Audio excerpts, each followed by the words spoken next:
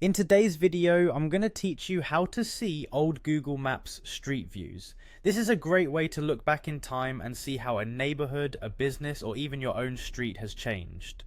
It works best on a computer using the web version of Google Maps.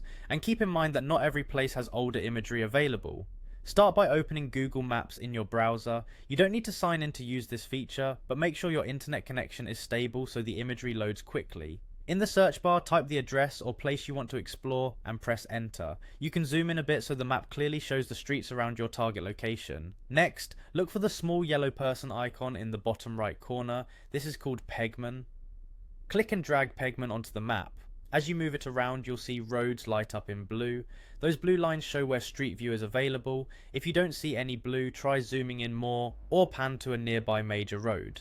When you're ready, drop Pegman onto a blue highlighted street to enter Street View. Once Street View opens, look to the top left area of the screen where the place description appears. You should see a small label that says See More Dates, often next to a clock icon. Click that. A timeline will appear showing different years and sometimes multiple months. This timeline represents the historical Street View imagery Google has for that exact spot.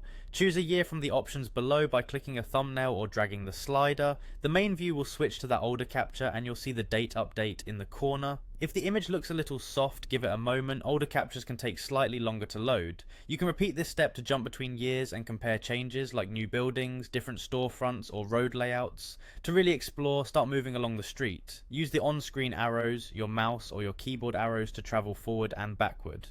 As you move, you're still in the historical mode you selected, but coverage can vary from point to point. If you notice the date changes or the view jumps to a newer image, simply click. See more dates again and select the year you want for that new position. This keeps your time travel consistent while you navigate. A few quick tips: try main roads for more historical coverage, zoom in to see more accurate dates, and look at the top left date stamp to confirm exactly when the image was captured.